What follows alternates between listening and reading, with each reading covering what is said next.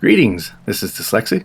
Today we're going to look at the ASP-1 Kir from the Arma 3 Marksman DLC in order to both illustrate some ballistic concepts as well as explore what makes this such an interesting rifle.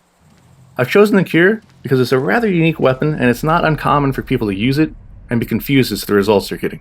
So let's talk about it, what it's for, how it works, and maybe clear up some of the misconceptions that go around with this rifle. First off, the Kir is not a sniper rifle in the same sense that you generally think of such things. It's not meant for long-range usage, it's very much a limited-range weapon.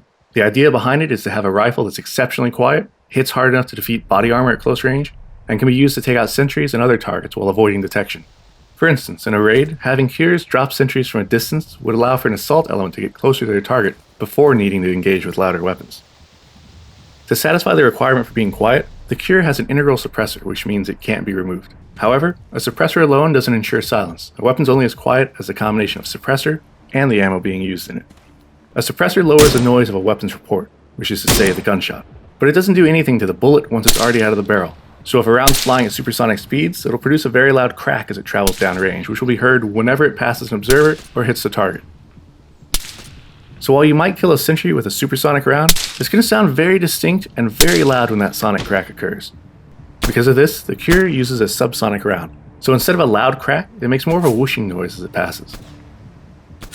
The problem, of course, is that once you've lowered the speed of a projectile, you've decreased the possible damage you can do based on kinetic energy.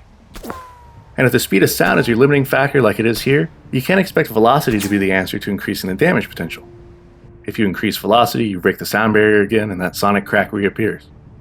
So there are other options here, but the simplest and most practical is to use a heavier bullet to satisfy that design requirement for power. The Kir solves this by using a 50 caliber round, or 12.7 millimeters. And this round weighs between 900 and 1100 grains.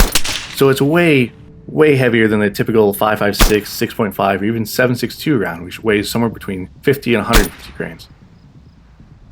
When you hear 50 cal, you're probably thinking of something like the Browning machine gun round, the BMG, which is used in the M2 50 cal machine gun, or the M107 sniper rifle. Or maybe you're thinking of the Russian 50 cal round, which is used in the Dishka, Cord, and KSVK. But those are supersonic rounds fired out of heavy machine guns or heavy sniper rifles. Their case lengths are 99mm for the BMG and 108 for the Russian. So there's lots of room for propellant to boost those heavy rounds into the realm of supersonic flight. But the Kir isn't that at all. It's a subsonic round, so it doesn't need as much propellant. Because of that, the case is only 54mm long.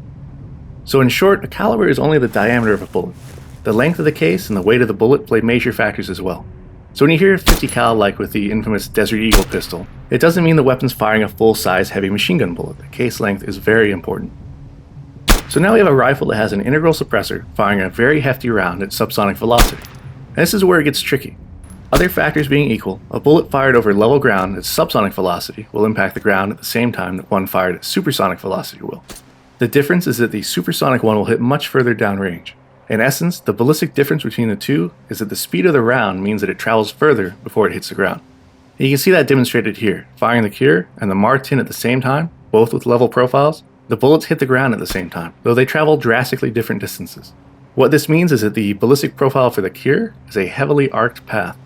What this means for the shooter is that for every increment of range added between them and the target, the projectile will be dropping ever more steeply as air friction slows it down and gravity continues to pull it down. This means that for precision shooting, accurate ranges and accurate sight adjustments are absolutely essential. Being off zero by 50 meters can easily result in a miss, and if you're off by 100 meters, you don't have a chance. With a Kir, aiming center of the visible target mass is the wisest choice even at very close ranges. The bullet is extremely powerful at close range. Don't worry about a pretty little headshot, just make sure you get the round on them and you'll probably do the trick. To put the arc of the Kir into context, this is an M107 firing at a slight elevation into the air.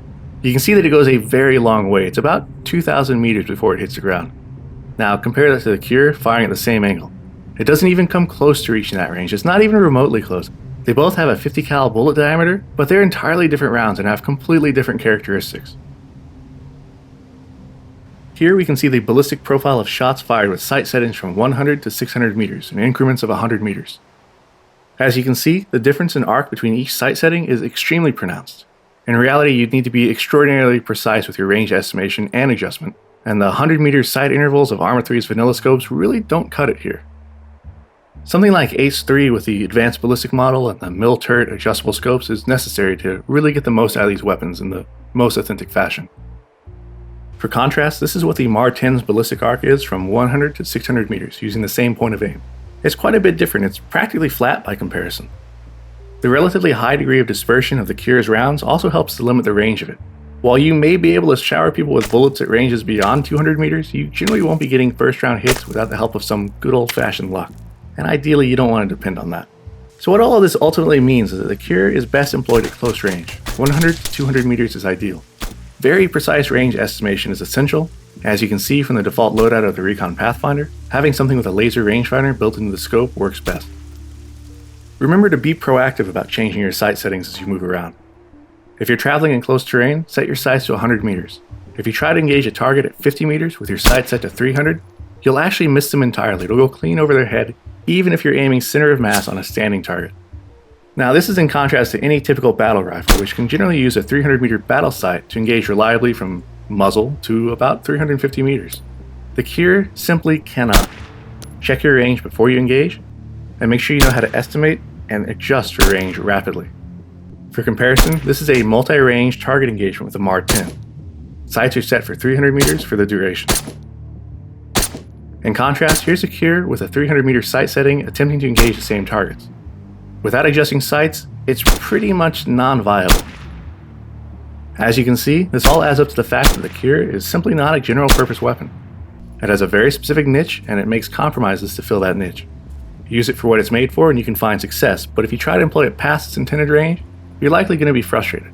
As always, it helps to use the right tool for the job, and the Kir is only going to be the answer to some of your problems. I hope you've enjoyed this look at a rather unusual weapon.